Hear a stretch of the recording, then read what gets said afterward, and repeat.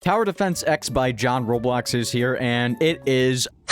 Is it good? Dude, I would literally throw this on my bitch while I fuck her. That's how good this shit is. There are many game mechanics in TDX that makes it stand out, and I find them to be pretty similar to BTD6, which is the OG of tower defense games. This game is in beta, by the way. You will encounter some bugs, like spelling mistakes, outside map tower placements, and even balancing. When spawning into the lobby, I really do like the aesthetic that it brings. Even the game overall. Considering we are talking about John here, he is a military psychotic, and that personality leaks into this game, which I am not complaining about. In the lobby, you will find 4 main areas: the announcement section, free play, pro servers, and whatever this is. In the announcement section, you will find a leaderboard showing the top donators and wins, and adjacent to this is the information booth, which will be included in the next quality of life update. The free play area supports lobbies of 4 and map changes every few seconds that are listed above. When entering a game, it does show an animation of the APC leaving with everyone who joined the server selected, so that's very dope. And map selection offers easy, normal, and hard difficulties. The only thing that gets scaled, by the way, with map difficulties are the rewards that it provides when completing a map. The layout as well is also changed to make it either easier or harder depending on the difficulty you chose. Selecting a map may also have an impact on your tower's vision, so be prepared for that. Some of the maps have objects or barriers placed between paths to block the view of your towers, making them not target the enemies. The other 2 areas are locked by a level cap. The level 30 barrier being pro servers, which have no map or difficulty change. It's just another way for higher tier players to play together and not be interrupted by noobs. And the level 5 unlocks,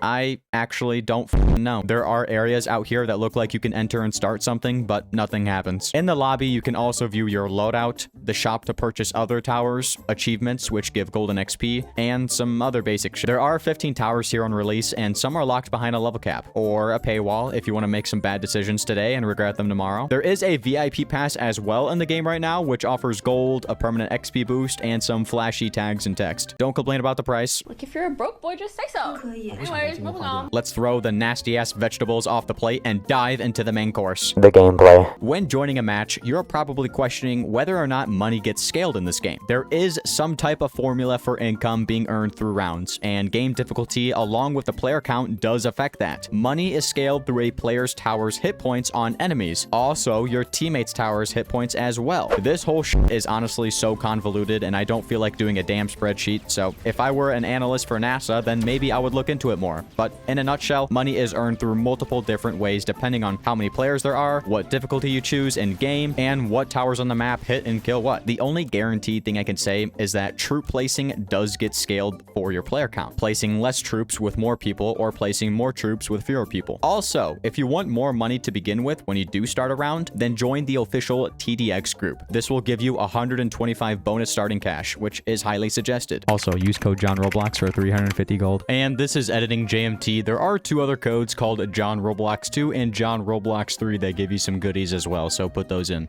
Otherwise, they'll probably kill you. There are 5 in-game difficulties to choose from when you're starting a map. We got Easy, Intermediate, Nightmare, Elite, and Expert. Each of these include their own unique enemies, mini-bosses, and bosses during game progression. The games are also severely impacted depending on which difficulty you choose. For example, on Easy mode, your towers will have no HP and they stay permanent. And on other modes, you will meet buff zombies, damage-dealing bosses, and a bunch of other shit to ruin your day. Nightmare, as of right now, is unplayable, and I have no idea how to unlock it. This looks like hell in general. When starting the match, there is an advisor that talks to you and lets you know about upcoming enemies, which is nice.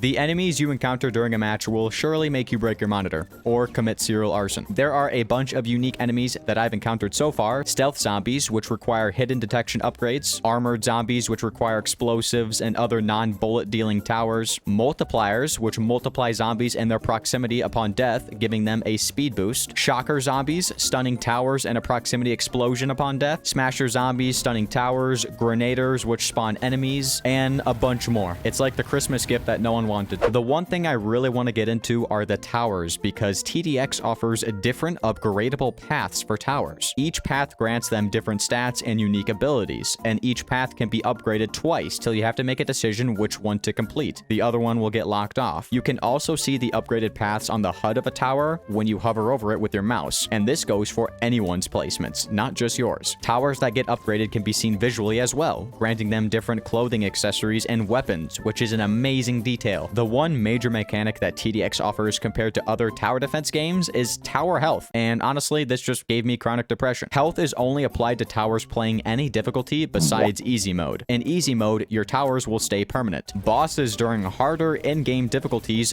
don't give a shit about your permanent tower placements. Those who would normally shoot your towers and stun them will now bypass the no damage rule and get whistled for unsportsmanlike conduct. These motherfuckers play the hood too much. Mini bosses and boss troops who stun and shoot your towers have the possibility of actually killing your towers. To see your tower's health, a bar will display the HP when you hover over it. And a quick tip, you can also see the enemy health by hovering over them as well, displaying their HP bar. I'm not going to go in depth on this video describing all of the upgrades for certain towers or all of the damage that zombies do or the amount of money you make for blah blah blah blah, but overall for a beta release, I love this game and I have already invested hours of my life into it. Let me know what you guys think about TDX down below.